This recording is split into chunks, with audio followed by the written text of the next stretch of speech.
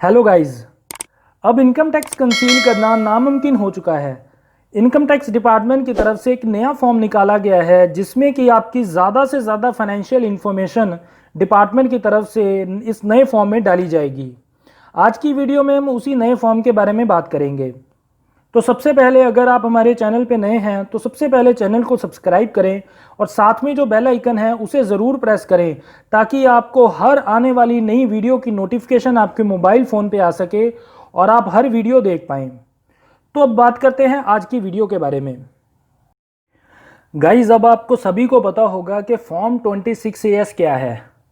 जैसा कि आप मेरी स्क्रीन पे देख रहे हैं, फॉर्म 26AS जिसमें कि टीडीएस क्रेडिट रिफ्लेक्ट होता है एक एसएससी का।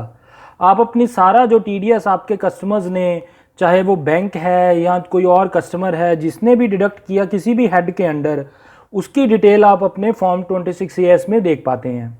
तो गाइज़, ये जो फॉर्म 26AS में इसमें डिपार्टमेंट की तरफ से कुछ चेंजेस की गई हैं।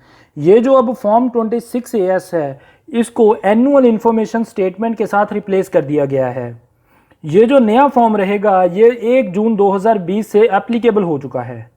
1 जून 2020 से जो आपका फॉर्म 26AS है उसको रिप्लेस कर दिया गया है और अब उसको एनुअल इंफॉर्मेशन स्टेटमेंट बताया गया है डिपार्टमेंट की तरफ से।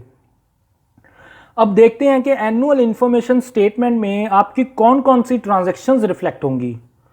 नंबर 1, आपने जो भी सेल एंड परचेज किया होगा प्रॉपर्टी का या आपने रेंट पे दी होगी प्रॉपर्टी, उसकी आप डिटेल अपने एनुअल इंफॉर्मेशन स्टेटमेंट में देख पाएंगे।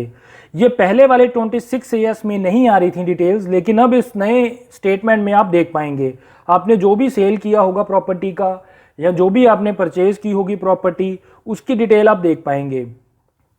नंबर 2, आपने जो भी सेल एंड परचेज की होगी शेयर्स की या कोई और फाइनेंशियल सिक्योरिटीज़ की, उसकी भी डिटेल आप अपने इस एनुअल इंफॉर्मेशन स्टेटमेंट में देख पाएंगे।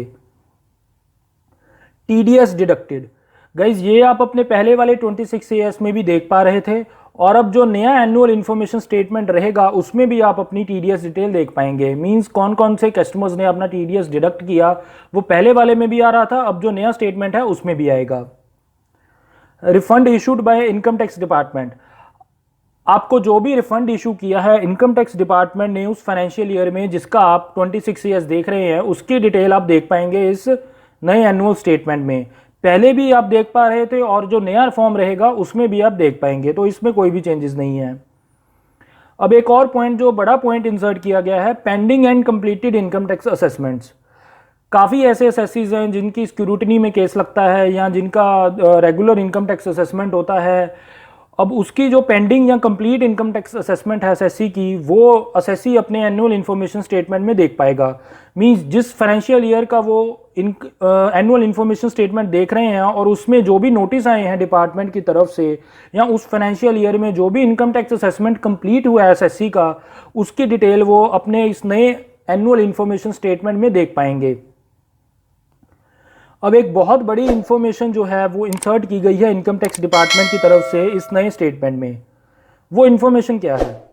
Information received from any authority, body, officer, third person, any function under any law और the information received under an agreement refer to in section 90 और section 90A of the income tax act 1961 और the information received from any other person to the extent as it may deem fit in the interest of the revenue of the annual information statement। Means अगर department की कोई information मिला किसी भी authority की तरफ से, बॉडी की तरफ से, ऑफिसर की तरफ से या कोई भी थर्ड पर्सन की तरफ से, और वो इंफॉर्मेशन अंडर एनी लॉ है, मीन्स किसी भी जीएसटी का इंफॉर्मेशन या कोई भी प्रॉपर्टी टैक्स का या कोई सेल टैक्स का या कोई कंपनीज एक्ट का, कोई भी इंफॉर्मेशन जो कि इनकम टैक्स डिपार्टमेंट को लगता है कि आपके एनुअल इंफॉर्मेशन स्टेटमेंट में होना चाहिए, तो गाइज इनकम टैक्स डिपार्टमेंट की तरफ से वो आपके नए स्टेटमेंट में डाल दिया जाएगा। ये बहुत ब्रॉडर कंसेप्ट है क्योंकि इसमें सारे लॉज आ रहे हैं, सारे जीएसटी एक्ट भी आ रहा है, इसमें कंपनीज एक्ट भी आ रहा है, एलएलपी में रजिस्टर है अगर आप तो एलएलपी का भी आ रहा है, अगर आपका स्टार्टअप इंडिया में रजिस्ट्रेशन है तो उसकी भी इंफॉर्मेशन है कोई, तो वो भी आ रही है आपकी। तो ये सारी इंफॉर्मेशन आपकी अंडर एनी लॉ मीन्स कोई भी एक्ट जो कि डिपार्टमेंट को लगता है आपके एनुअल इन्फॉर्मेशन स्टेटमेंट में होना चाहिए, या आपने कोई कंप्लायंस नहीं पूरी की किसी भी एक्ट के अंडर, तो डिपार्टमेंट को लगता है कि वो होनी चाहिए इस एनुअल इन्फॉर्मेशन स्टेटमेंट में, तो डिपार्टमेंट की तरफ से ये इंसर्ट कर दी जाएगी। और हाँ, ये जो इन्फॉर्मेशन है किसी भी अथॉरिटी से डिपार्टमेंट को मिल सकती है, बॉडी से मिल सकती है, या किसी ऑफिसर से मिल सकती है, या कोई भी थर्ड पर्सन दे सकता है डिपार्टमेंट को। अगर डिपार्टमेंट को लगेगा ये आपके एनुअल इन्फॉर्मेशन स्टेटमेंट में होनी चाहिए तो गाइज ये डाल दी जाएगी। नेक्स्ट पॉइंट है information related to tax demand and refund.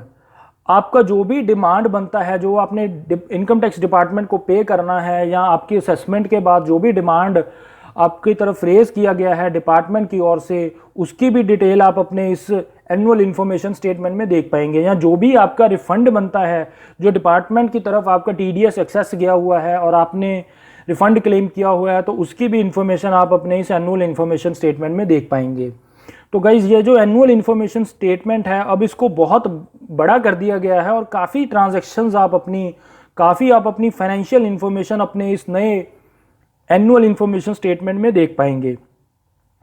तो गाइज अब देखते हैं कंपैरिजन करके कि जो पुराना 26 AS था और जो नया 26 AS में उसमें क्या चेंजेस हैं। दोनों का कंपैरिजन करके देखते हैं कि पहले वाले 26 AS में कौन कौन सी चीज़ें थी और जो नया 26 AS है उसमें कौन कौन सी चीज़ें हैं। पहले वाले 26 AS में आप टीडीएस देख रहे थे, अपना जो भी टीडीएस आपके कस्टमर्स ने डिडक्ट किया है किसी भी हेड के अंडर, चाहे वो कमीशन है, या आप अगर सैलरीड पर्सन है तो सैलरी ले रहे हैं, या आप एफडीआर इंटरेस्ट अर्न कर रहे हैं, तो उसका डिटेल आप अपने पुराने वाले 26 AS में देख पा रहे थे। इसके अलावा आप इनकम देख पा रहे थे कि किस अमाउंट पे टीडीएस डिडक्ट किया है, उसकी भी डिटेल आप देख पा रहे थे। इसके अलावा जो भी रिफंड आपको इशू किया गया है डिपार्टमेंट की तरफ से उस फाइनेंशियल ईयर में, तो उसकी भी डिटेल आप अपने पुराने वाले 26 AS में देख पा रहे थे।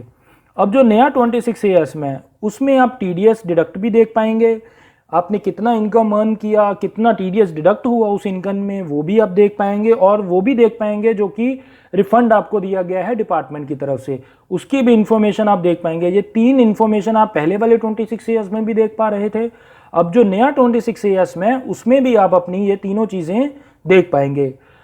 अब बात करते हैं जो नई चीज़ें हैं, पेंडिंग इनकम टैक्स असेसमेंट्स। आपका जो भी इनकम टैक्स पेंडिंग है असेसमेंट, वो आप देख पाएंगे इस नए फॉर्म में। इसके अलावा cell purchase of properties, shares या अदर फाइनेंशियल सिक्योरिटीज़, जो भी आपने सेल परचेज की हैं या प्रॉपर्टी रेंट पे दी है, उसकी इन्फॉर्मेशन आप नए 26 AS में देख पाएंगे। ये इन्फॉर्मेशन आप पहले वाले 26 AS में नहीं देख पा रहे थे, लेकिन इस नए 26 AS में आप देख पाएंगे। अब डिपार्टमेंट क्या करेगा कि जो भी आपका प्रॉपर्टीज़ आपने सेल परचेज की हैं या शेयर्स आपने सेल परचेज की हैं, वो सभी का डेटा आपका 26 AS जो कि एनुअल इन्फॉर्मेशन स्टेटमेंट है मैं उसमें डाल दिया जाएगा डिपार्टमेंट की तरफ से। इसके अलावा जो भी आपने टैक्स कंप्लायंस पूरी नहीं की अंडर एनी एक्ट, मींस आपने कोई जीएसटी एक्ट में कंप्लायंस नहीं पूरी की, या कंपनीज एक्ट में, या कोई एलएलपी में अगर रजिस्टर हैं आपने वो कंप्लायंस नहीं पूरी की, कोई भी आपकी डिमांड है अंडर कोई भी एक्ट में, तो उसका भी इंफॉर्मेशन अगर डिपार्टमेंट को लगेगा आपके एनुअल इन्फॉर्मेशन स्टेटमेंट में होना चाहिए तो वो भी डाल दिया जाएगा। तो ये जो नया 26 AS है वो ओल्ड 26 AS के मुकाबले में काफ़ी ज़्यादा बड़ा है और काफ़ी ज़्यादा इन्फॉर्मेशन इस नए एनुअल इन्फॉर्मेशन स्टेटमेंट में डिपार्टमेंट की तरफ से इंसर्ट की जाएगी। आई होप गाइज ये आपको वीडियो अच्छा लगा होगा, तो लाइक ज़रूर करें इस वीडियो को और ज़्यादा से ज़्यादा शेयर करें। Thank you.